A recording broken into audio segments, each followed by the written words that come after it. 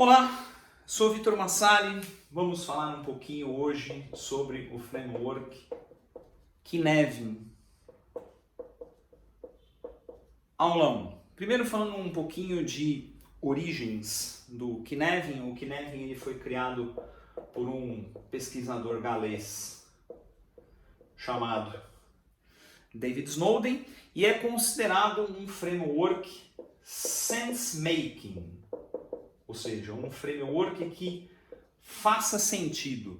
Mas não no sentido, na palavra sentido igual o português, né? Que é de fazer sentido, de compreender ou mesmo de sentir, tocar. Tem a ver com perceber, tá? O sense do português é poder perceber, ou seja, um framework baseado em percepção, ok?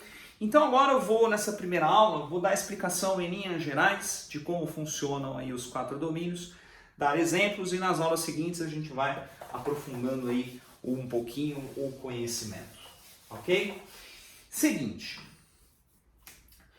qualquer sistema vivo, seja seu relacionamento, seja o seu corpo humano, sejam os seus projetos, seja a estrutura organizacional onde você trabalha, ela pode ser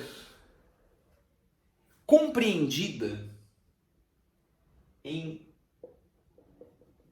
5 possíveis domínios.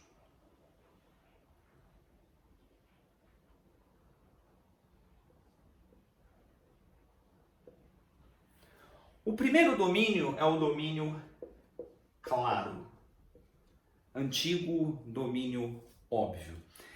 Primeiro, qual o sentido da palavra claro? Não tem a ver com claro no sentido de obviedade ou no sentido de é uma coisa muito simples de ser entendida. Não, claro no sentido de que não há nenhuma obscuridão em ter entendimento, ok? Tem algumas coisas meio filosofais aí no framework, tá? Algumas características do ambiente claro. A primeira coisa é que o ambiente claro, ele é altamente previsível. Por que ele é altamente previsível? Ele é altamente previsível porque é um ambiente altamente repetível. Ele é um ambiente regido por restrições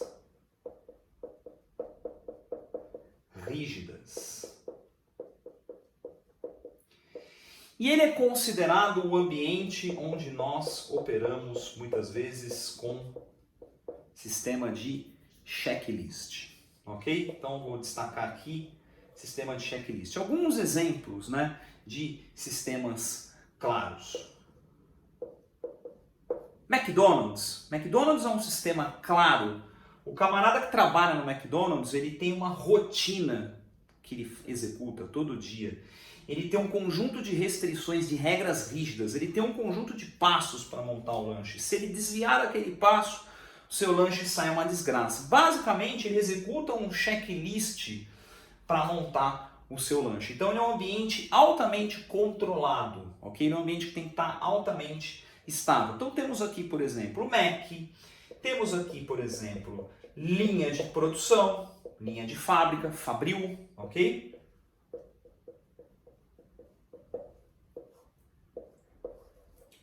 Temos aqui, por exemplo, né, call center.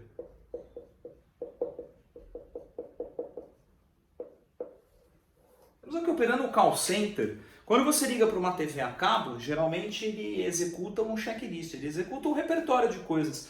O senhor já desligou da tomada? O senhor já apertou o botão de reset?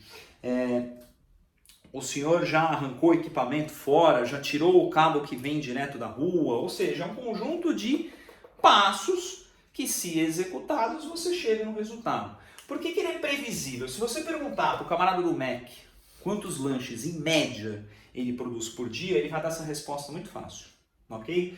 Se você perguntar para uma linha de produção qual a quantidade de peças, de carros, de produtos fabricados no dia, você também vai ter um número estável. Call center, se você perguntar para a pessoa que faz atendimento a quantidade média de chamados que ela atende, isso também vai estar muito claro de ser entendido. Nós não temos nenhuma nuvem aqui tampando a percepção sobre esse domínio.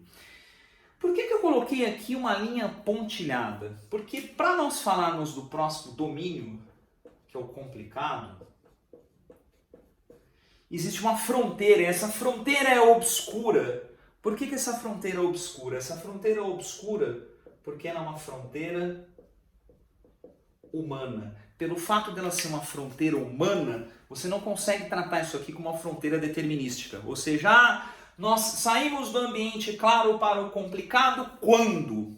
Então, por isso até que o Snowden vem usando o claro. Porque essa fronteira aqui passa a ser algo nebuloso, algo que depende diretamente do fator humano. Então, o que é um ambiente complicado? O ambiente complicado, ele também tem a característica de ser altamente previsível.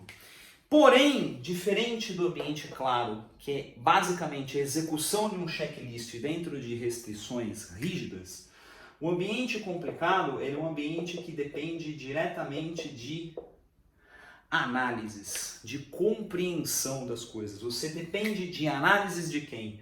Você depende de análises de especialistas técnicos.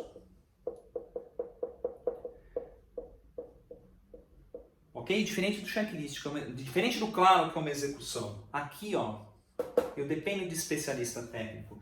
E esse especialista técnico, né, geralmente ele é regido, ou ele é formado, ou ele tem um conjunto de boas práticas. Ok? E geralmente ele atua em ambientes com restrição de restrições de governança. Então vamos para alguns exemplos práticos aqui do ambiente complicado. O médico atua no ambiente complicado. Quando você vai no médico, ele faz uma análise, né, do que você está passando, você conta para o médico o que você está sentindo, com base em análises que ele faz, ele como um especialista técnico, que utiliza as boas práticas que ele tem, a experiência que ele tem na medicina, e ele também tem algumas restrições de governança. Então, por exemplo, ele é regido por normas do Conselho Regional dos Médicos, pelo CRM, ele tem que se ater a isso. Existe um regime de governança para ele atuar, ok? Um outro exemplo, olha que interessante, quando você ligou para a NET, aliás, perdão, eu não posso falar nomes de empresas aqui. Quando você ligou para a operadora de TV a cabo, ok? Você ligou para ela. Você passou pelo checklist, ok? Tirou o cabo, desligou, ligou, porém não teve êxito, ok? Geralmente o que o operador faz? Transfere para o técnico, transfere para o especialista técnico. O especialista técnico da TV a cabo vai usar suas boas práticas e, claro, ele também é regido por algumas restrições de governança. No caso aqui das operadoras de TV a cabo, se eu não me engano, é a Anatel, né? Se não me engano, ok? Quando nós falamos de tecnologia da informação, quando nós falamos, galera, de desenvolvimento de software, que o pessoal fala que o software é complexo, que o ágil é complexo, nada, você está aqui no complicado. Por quê? Porque desenvolver software, você faz uma análise para entregar um produto, você faz uma análise para entregar um software, você é um especialista técnico, formado com boas práticas de engenharia de software, e você também opera com restrições de governança da empresa em que você atua. Então, exemplo de restrições de governança. Você tem datas para fazer deploy, você tem que ter uma padronização para mandar pacotes para produção, você segue algumas regras, você tem que seguir algumas regras que governam o ambiente. Agora, olha que interessante, eu vou soltar um casezinho aqui bem capicioso aqui, para nós pensarmos juntos. Quando você passa mal e você vai para o hospital, você geralmente passa pela triagem, certo? A triagem é uma execução de checklist, né? O enfermeiro tira a sua pressão, mede a sua temperatura, pergunta o que você tem. É uma operação de checklist. Porém, não é qualquer um que pode executar esse checklist. Eu tenho que ter uma pessoa formada em enfermagem, formada, especialista, para poder fazer uma análise prévia e te encaminhar. Então, geralmente você tem, né, a fitinha verde se está tudo bem, se não é nada demais, amarelo que é preocupação e vermelho se você já está quase com o pé na cova, basicamente. Então, veja, esse é um ambiente, ó, onde você opera numa espécie de fronteira. A pessoa que faz o atendimento, ela não é um especialista. O especialista é o médico, o plantonista que vai te atender, esse é o especialista. Mas aquela triagem, embora ela tenha características aqui do claro, ela está numa fronteira nebulosa, ó, ok? Vamos falar sobre fronteiras nas próximas aulas, ok? Então apenas aqui para lançar uma provocação e para que vocês entendam o porquê dessa linha pontilhada.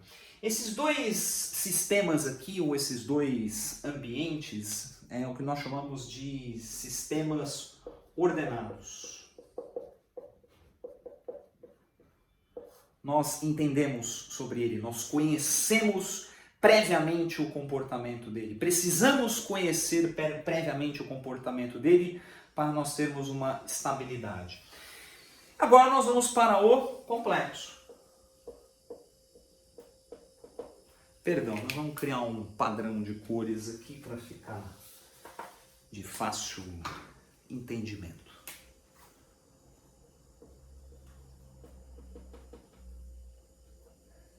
Complexo, ok? O complexo, ao contrário dos sistemas ordenados, que eles são previsíveis, o sistema complexo, ele opera com imprevisibilidade.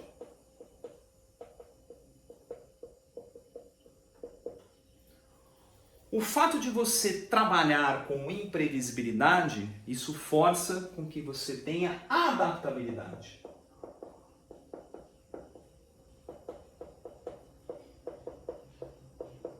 A sua adaptabilidade ela é obtida através de empirismo.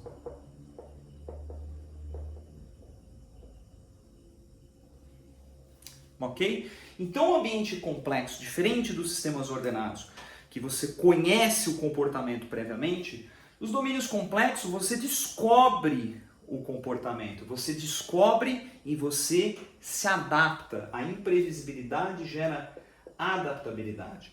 Então, um grande ponto é que as restrições do sistema complexo, elas são restrições adaptativas ou permeáveis. Então, qual é o grande ponto aqui? Quando nós falamos de teoria das restrições ou gestão de restrições, as restrições do sistema complexo, elas podem mudar o tempo todo. Você intervém numa restrição e pode emergir uma outra restrição, diferente destes ambientes aqui. Ok? Então, por exemplo, quando surgem correntes como o Management 3.0, que falam sobre alinhar as restrições, está muito vinculado a isso aqui, ó.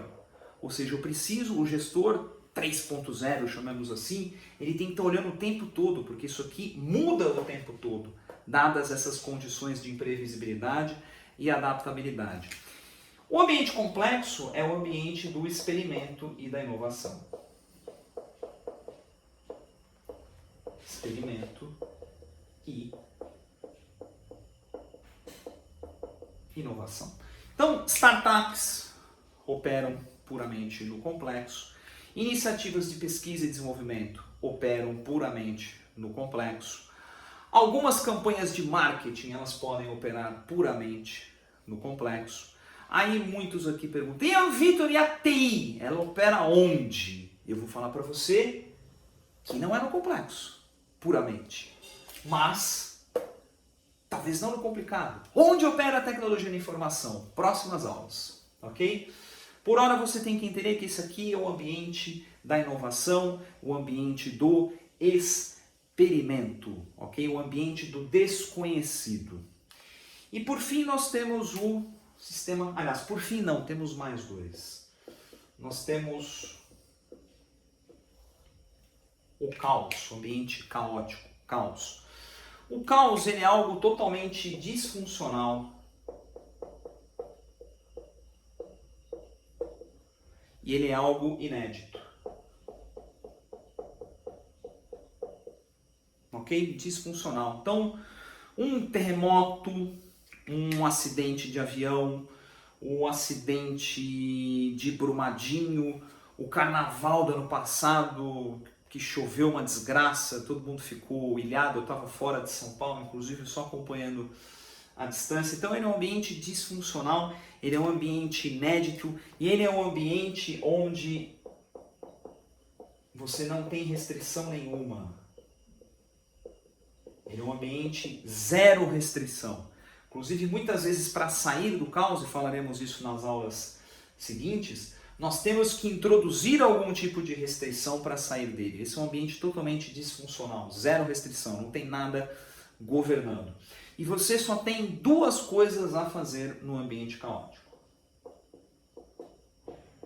Ou você toma uma ação para sair dele, ou você morre. Coloco aqui morte entre aspas, que eu não estou me referindo à morte física, né? Você não vai... Pode envolver morte física aqui no caos também, mas eu não estou dizendo que você vai dessa para uma melhor. Ok? Exemplos. Deu um terremoto e você está lá no meio. O que você vai fazer? Você vai tentar fugir. Se você não fugir, você vai morrer. A sua startup, o seu primeiro experimento falhou miseravelmente. Ou você vai pivotar ou você vai matar a sua iniciativa, ok? A sua empresa começou a despencar a ação na bolsa, está perdendo, está mandando gente embora. Ou vou fazer alguma ação de reestruturação ou a minha empresa fecha as portas, ok? Então basicamente, o Alien, eu estou gravando um vídeo aqui agora, entrou o Alien na sala. Se eu ficar olhando para ele e tentar tirar uma selfie com ele, eu vou morrer. Se eu sair correndo pela porta aqui à minha direita, talvez eu sobreviva. Basicamente é isso, ok? O último ambiente para nós falarmos aqui é o ambiente da não ordem. Aqui é uma coisa importante de tradução, né? Porque a tradução do inglês para o português é disorder, de desordem. Desordem no Brasil quer dizer bagunça, né? Zona. E, na verdade, o termo correto para desordem no Brasil é out of order, fora de ordem, ok? Out of order equivale ao nosso desordem no Brasil. O disorder em inglês corresponde a não ordem. Não ordem significa eu não consigo entender como o meu sistema se comporta. Basicamente é isso. Então, vou dar alguns exemplos de não ordem. O nosso corpo humano é uma não ordem, porque nós temos funções claras dentro do nosso corpo humano, nós temos funções complexas dentro do nosso corpo humano, ok?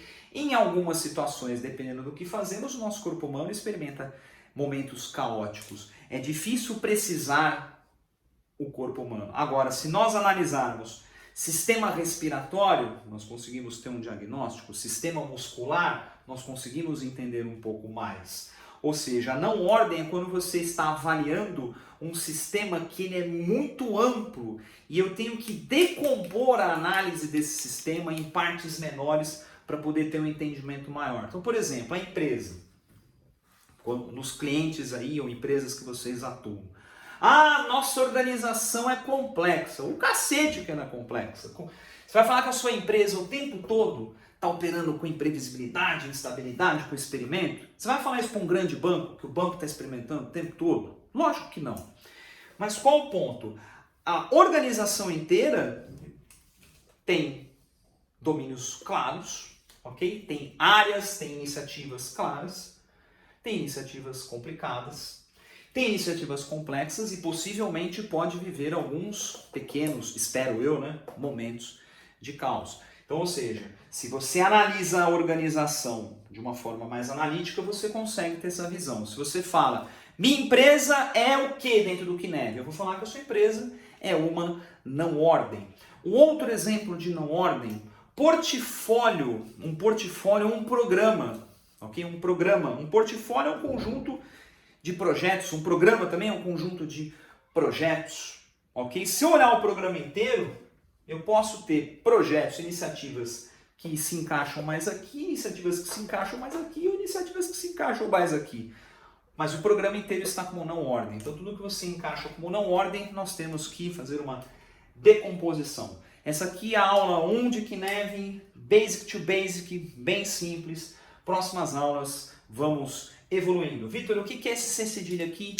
Próxima aula, quando nós vamos falar um pouquinho sobre como esses sistemas se conversam. Forte abraço.